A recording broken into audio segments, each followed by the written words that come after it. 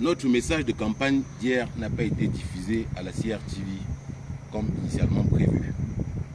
Et c'est ce message que je compte répéter ce matin. Parce que c'était un message fort en direction des conseillers municipaux. J'avais commencé par rappeler que, ayant assisté au congrès de lancement de la campagne du RDPC hier à Bafoussam, j'ai réalisé un mécontentement général des conseillers municipaux qui sont généralement délaissés pour compte. Mais j'ai aussi compris pourquoi on les a menacés. Les menaces allaient jusqu'à l'exclusion du parti prononcée par des hauts cadres du parti. Et cette exclusion, c'est une sorte de menace pour leur demander de voter exclusivement pour le RDPC.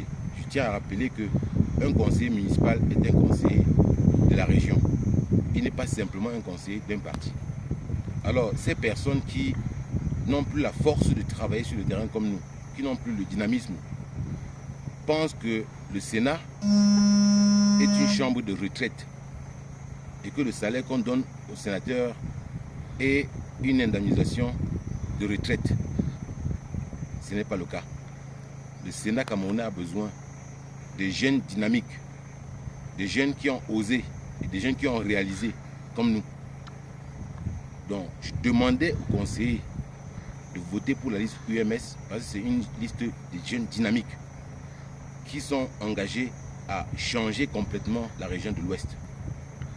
Pour les conseillers, je vous rappelle que vous méritez un meilleur traitement que celui qui est actuel.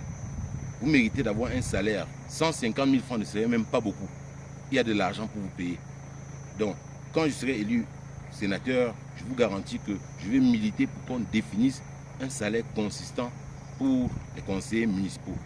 Et même pour les maires, je tiens à rappeler qu'un maire qui gère un budget de presque 5 milliards de francs CFA ne peut pas se sentir à l'aise avec un salaire de 150 000 francs par mois. C'est faible. Pourquoi pensez-vous qu'un maire dans cette catégorie ne puisse pas commencer à jongler avec les fonds de l'État? Donc, je dis aux conseillers, désormais, vous pouvez compter sur moi, vous pouvez compter sur la liste UMS pour qu'on défende vos intérêts, pour qu'on défende la définition d'un statut beaucoup plus digne pour les conseillers municipaux. Je chute en précisant simplement que toutes les menaces qui sont ventilées ici et là sont sans objet. Parce que dans l'une, vous êtes seul. Dans l'isoloir, vous êtes seul. Dès que vous postez votre vote du bulletin UMS, le bulletin bleu, n'oubliez simplement pas de déposer dans la poubelle tout ce qui est bulletin non sélectionné.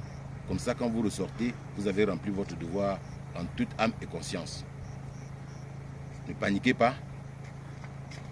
Les candidats présentés par l'UMS sont prêts à défendre vos intérêts, à défendre une définition d'un bon statut pour vous.